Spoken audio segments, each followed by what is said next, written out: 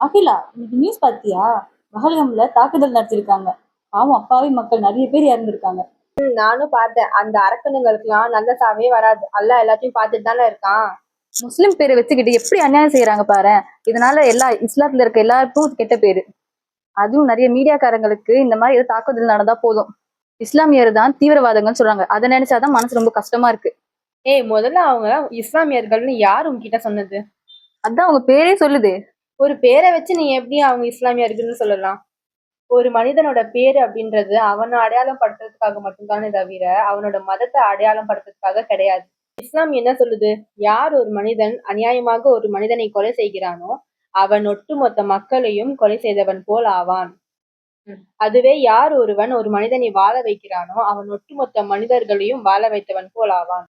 இப்படி இருக்கும் பட்சத்துல ஒருத்தன் கொலை செய்யறான் அப்படின்னா அவன் எப்படி இஸ்லாமியனா இருக்க முடியும்? கொலை செய்யறது அப்படின்றது ரொம்ப பெரிய பாவம். அப்படி பாவம் செஞ்சவன இறைவன் சும்மா விடுவானா? ஒருத்தர் வெறும் அரபுல பேர் வச்சிருக்காங்க அப்படின்றதுக்காக அவங்க இஸ்லாமியர் ஆகிட முடியாது. எத்தனையோ அரபு நாடுகள்ல வெறும் முஸ்லிம்கள் மட்டும்தான் இருக்காங்களா? எத்தனையோ பேர் அரபு பேர் வச்சுக்கிட்டு முஸ்லிம் அல்லாதவர்களும் இருக்காங்கல்ல. அரபு அப்படின்றது ஒரு மொழி. அரபுல பேர் வச்சவங்க எல்லாரும் இஸ்லாமியர்கள் ஆயிட முடியாது. அரபுல பேர் வைக்காதவங்க யாரும் இஸ்லாமியர்கள் இல்லைன்னு சொல்ல முடியாது. எத்தனையோ பேரு அரபுல பேரு வைக்காம வேற மொழியில பேரு வச்சுட்டு இஸ்லாத்தை ஏத்துக்கிட்டு உண்மையான முஸ்லிமா வாழ்றவங்களும் இருக்காங்க. இஸ்லாம் அப்படின்றது ஒரு மார்க்கம். ஈருலக வெற்றிக்கு வழிகாட்டும் ஒரு மார்க்கம்.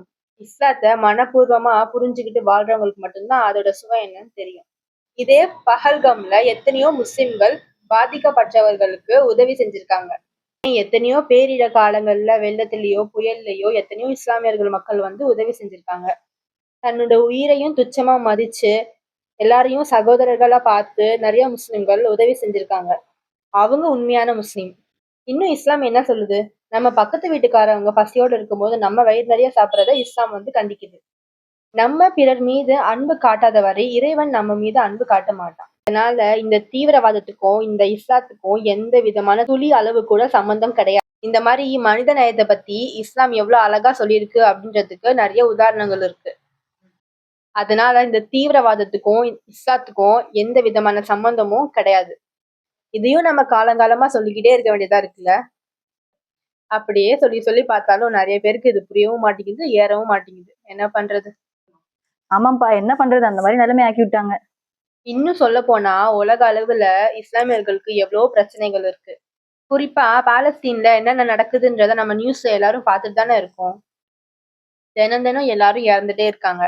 பாவம் குழந்தை கூட பார்க்காம அவங்களும் எல்லாருமே சாவடிச்சிட்டு இருக்காங்க. அந்த பச்சை குழந்தைங்க இந்த உலகத்துல பிறந்தது பாவமா? இத பத்தி பேச ஆரம்பிச்சா நாள் ஃபுல்லா பேசிட்டே தான் இருக்கணும். மனசே ஆற மாட்டேங்குது. அப்பாவி மக்களை அடிக்கிறவன் ஒரு தீவிரவாதி. அந்த தீவிரவாத செயலை யார் செஞ்சாலும் எவன் செஞ்சாலும் அவன்லாம் ஒரு மனுஷனே கிடையாது. அவனுக்கு தக்க தண்டனையே கொடுக்கணும். தீவிரவாதத்துக்கு மத சாயம் பூசுறது ரொம்ப தவறான விஷயம்.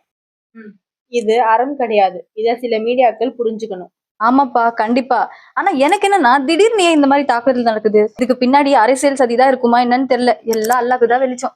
எது எப்படிதான் இருந்தாலும் நம்ம எல்லாரும் ஒரே விஷயத்துல ஸ்ட்ராங்கா இருக்கணும். இன்னும் நம்ம உலகத்துல வாழ்ற எல்லா இந்துக்களும் முஸ்லிம்களும் கிறிஸ்டின்களும் சீக்கியர்களும் புத்தர்களும் இன்னும் எத்தனையோ மதத்தை ஃபாலோ பண்றவங்களா இருந்தாலும் ஒற்றுமை என்ற கயிற்றை இறுக்கி புடிச்சுக்கணும்.